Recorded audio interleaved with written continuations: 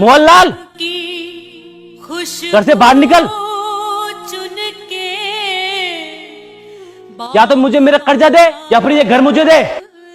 मैंने तो आपसे पहले ही मना किया था, इस आदमी से पैसे उधार मत लो, ये अच्छा आदमी नहीं है। अगर समय पर पैसे नहीं चुका पाए तो रही सही इज्जत भी चली जाएगी। दिन बुरे चल रहे हैं सावित्री, जो भी व्यापार शुरू किया सबने घाटा ही दिया। पिताजी के गुजरने के बाद सोचा चंगीराम से कुछ पैसे उधार लेकर एक व्यापार चालू करूं, उसमें भी घाटा चला गया। उसके बाद एक सगा छोटा भाई था, वो भी मुझे छोड़कर चला गया। अब ये वक्त से पहले पैसे मांग रहा है, तो बताओ इसको कहाँ से दूं अपने पैसे। बाहर निकल, तुझे पैसे देने ही पड़ेंगे। आज तो इसकी इतनी बेइज्जती करेंगे कि ये घर इसको अपने नाम कराना ही पड़ेगा। अरे सुन रही हो, कैसे भैया के लोग कपड़े फाड़ रहे हैं। बिना सोचे समझे लोगों से उधार लेंगे तो यही हाल होगा। आज मैं बड़ा खुश हूँ। पूरे 1 लाख रुपए लाया था, 10 महीने हो गए, देने का नाम नहीं है। बाहर पूरा मोहल्ला खड़ा होकर हमारी हंसी उड़ा रहा होगा। हे भगवान, ये दिन दिखाने से पहले तो मुझे मौत ही दे दे तू। अरे तू बाहर आ रहा है या फिर मैं अंदर आऊँ?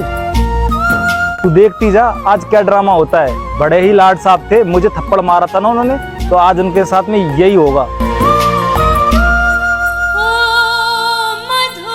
ये लो जी, बाकी सब गहनों में से यही एक अमानत बची थी, इसे चंगीराम को देकर उससे कुछ दिन की मोहलत मांग लो। मौसम रीते रीते हाय, मौसम रीते रीते। क्या हुआ, तुम खुश नहीं हो?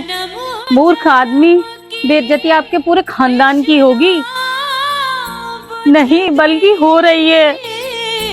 वो 2 टके का आदमी आपके भाई की बेइज्जती कर रहा है और आप खड़े खड़े देख रहे हो। बड़ी अजीब बात है, आप उस पर हंस रहे हो।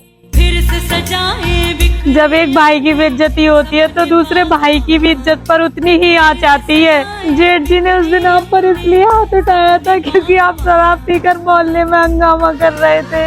उस दिन वो आपका आपसी मामला था, इसलिए मैंने आपसे कुछ नहीं कहा। लेकिन आज इज्जत हमारे पूरे घर की जा रही है, मैं नहीं देख सकती। नहीं सावित्री, ये तुम्हारे सुहाग की निशानी है, मैं इसे नहीं ले सकता। मैं चंगीराम से वैसे ही हाथ पैर जोड़कर कुछ दिनों की मोहलत ले लूंगा, मैं इसे नहीं ले सकता सावित्री। मेरा सुहाग तो आप हो जी, मैं आपको झुकते हुए नहीं देख सकती। इससे अच्छा तो यह है कि मैं इस मंगलसूत्र का ही त्याग कर दूं। गले में काला डोरा पहन लूंगी, अच्छे दिन आएंगे तो मंगलसूत्र तो और बन जाएगा।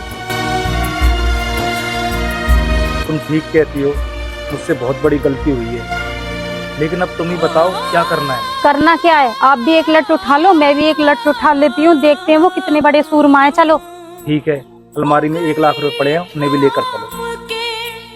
जिन बिरवों को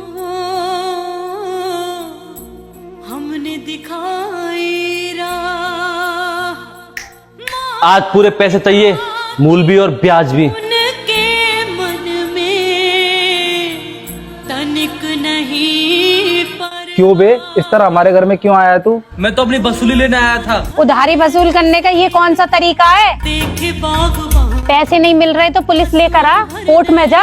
ये कौन सा तरीका है पैसे वसूल करने का? अरे 1 लाख रुपए के चक्कर में ये तो 15 लाख के घर पे कब्जा करने आ गया।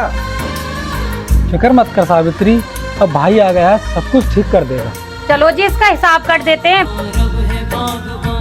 ये तेरे 1 लाख रुपए है और बाकी का ब्याज तुझे समय होने पर ही मिलेगा। पकड़ अपने 1 लाख रुपए और निकल यहाँ से।